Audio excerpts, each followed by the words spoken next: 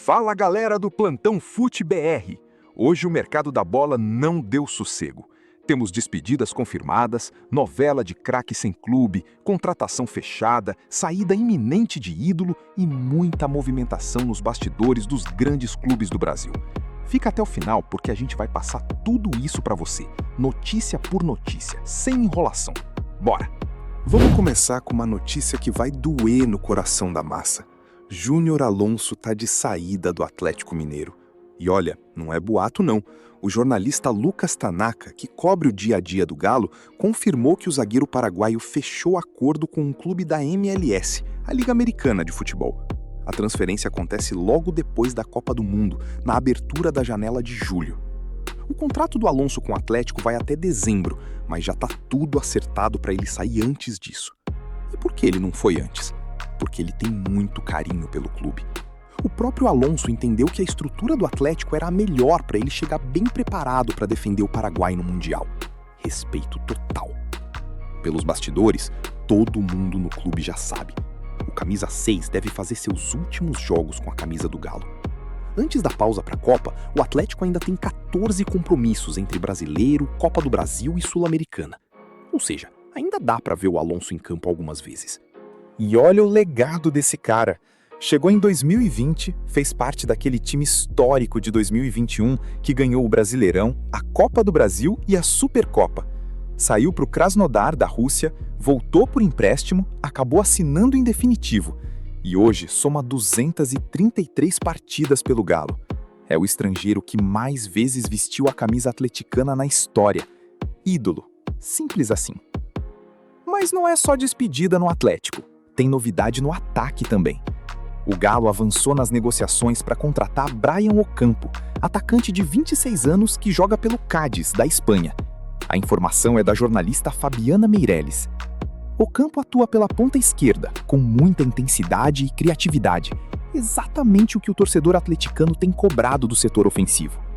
E o detalhe que facilita tudo: o contrato dele com o Cádiz termina em junho. Ou seja, o Atlético pode fechar um pré-acordo agora e trazer o jogador de graça. Uruguaio revelado pelo Nacional, Ocampo tem 94 jogos na Espanha, com 8 gols e 6 assistências. Além do Galo, times do futebol argentino, americano e mexicano também demonstraram interesse. Mas a possibilidade de jogar no Brasil pesou na decisão do atleta. E o técnico Eduardo Domingues aprovou o nome. Tudo caminhando. Agora o bloco que sempre rende notícia: Flamengo. E hoje tem muito assunto rubro-negro para você. Primeiro, uma contratação fechada. O Mengão anunciou a chegada do volante Pedro Henrique, de apenas 18 anos, destaque das categorias de base do Paysandu. O Flamengo vai pagar 3 milhões à vista pelo jovem e ficou com 85% dos direitos econômicos. Contrato assinado por 3 temporadas. Mas essa negociação quase não aconteceu. O menino tinha recusado a proposta porque queria continuar jogando no profissional do Paysandu, onde já estava sendo usado com frequência. Aí o Flamengo mudou a estratégia. Apresentou um projeto esportivo com metas de desenvolvimento e a promessa de uma transição gradual para o elenco principal. Isso mudou o jogo. O Paysandu também exigia o dinheiro à vista, e o Fla topou. Pedro Henrique chega ao Rio na sexta-feira para fazer os exames médicos. Promessa do norte do país, ele já tem 11 jogos no profissional em 2026, com 2 gols, e chama a atenção pela saída de bola e presença ofensiva. Além da contratação, o Flamengo está movimentado nas renovações. Depois de assegurar Bruno Henrique até 2027, com investimento estimado em 70 milhões de reais até o fim do vínculo, o clube agora mira a continuidade de Danilo e Alexandro. Os dois têm contrato até dezembro deste ano, e a ideia é renovar por mais uma temporada. Danilo é reserva, Alexandro é titular absoluto e nome certo na seleção brasileira de Ancelotti. Inclusive, o lateral de 35 anos avalia a aposentadoria no final do ano, então o Fla quer resolver isso logo. Léo Pereira e Pedro também estão na lista de renovações. O diretor José Boto toca as negociações. No mercado de compras, o Flamengo tentou Caio Jorge, artilheiro do Cruzeiro em 2026 com 9 gols em 14 jogos. Mas pode tirar o cavalinho da chuva.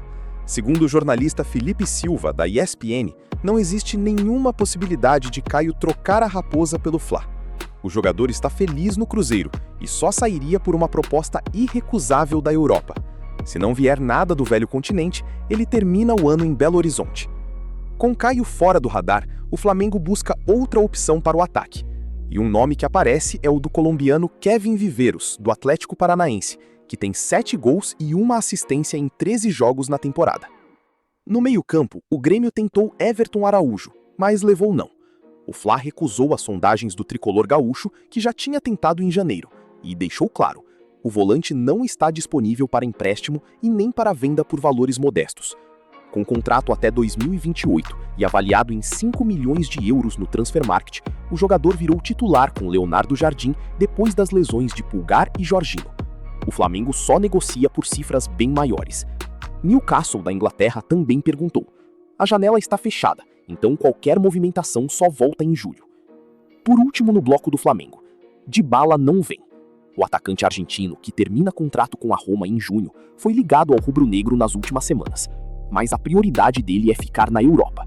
O sonho é defender o Milan e reencontrar o técnico Massimiliano Allegri, com quem trabalhou na Juventus. Agora uma situação complicada em São Paulo. Memphis Depay está de saída do Corinthians. Quem cravou isso foi o jornalista Jorge Nicola, e a história tem bastante detalhe. O holandês se machucou de novo, lesão grau 2 na coxa direita. E aí veio à tona um erro da preparação física do clube no tratamento da lesão anterior, o que vai atrasar em 2 semanas o retorno do camisa 10. Memphis ficou furioso. Ele está preocupado com a preparação para a Copa do Mundo pela Holanda e não gostou nada do que aconteceu, a ponto de fazer uma exigência. Para continuar, o Timão precisaria contratar um preparador físico de confiança dele, o espanhol Fermín Valeira, que já está vindo ao Brasil para terminar o trabalho de recuperação do atacante. Além disso, Nicola levantou outro lado da história. Uma fonte dentro do clube disse que Memphis também tem responsabilidades no episódio, por abusar da vida noturna e chegar em más condições físicas. O contrato do holandês termina em julho e não vai ser renovado.